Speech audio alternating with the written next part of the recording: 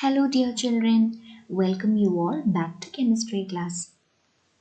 In our last class, you have seen various activities which helped you to understand various properties of air. In today's class, we are going to learn about the components that are present in air.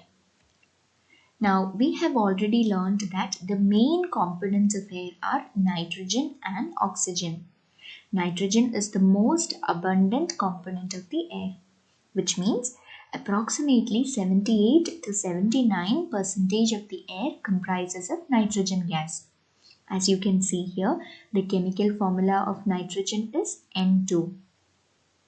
Now, same like nitrogen, another important component of air is oxygen.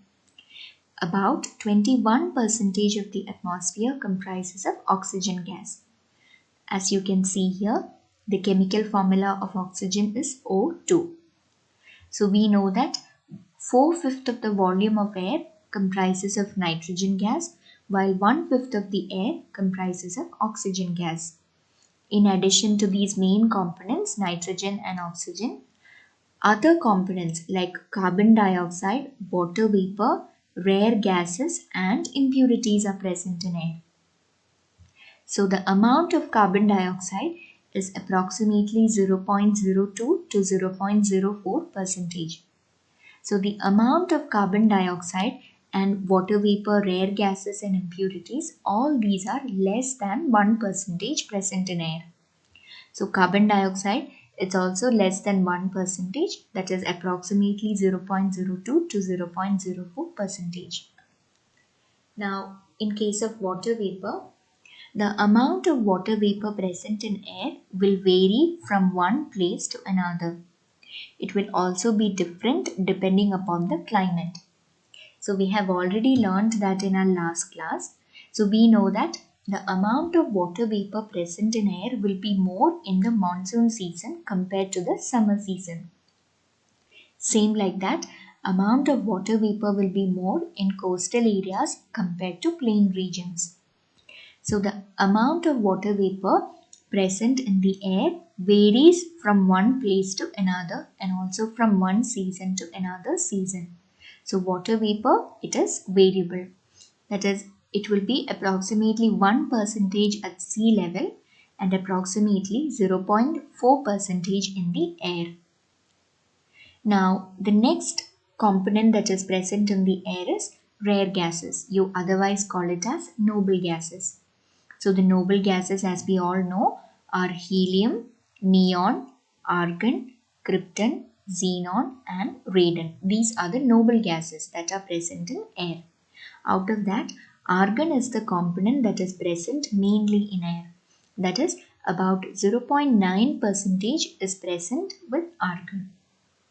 So all these noble gases are less than 1%. Out of that, argon constitutes to around 0.9%. Now the amount of impurities that are present in air will also vary from one place to another. For example, in case of industrial areas, we know that the amount of impurity present in the air around industrial area will be very high compared to the amount of impurity present in an open area. The impurities that are present in air are, as you can see, carbon monoxide, sulfur dioxide, oxides of nitrogen, hydrogen sulfide and dust particles. So these are the impurities that are present in air.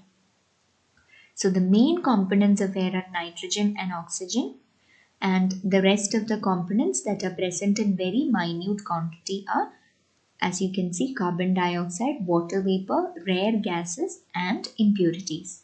Now, as you see here on the screen, this is a pie chart. Now, this pie chart represents the composition of air. That is, this pie chart will help us to know the components that are present in air and what is the amount or percentage of each of the component present in the air.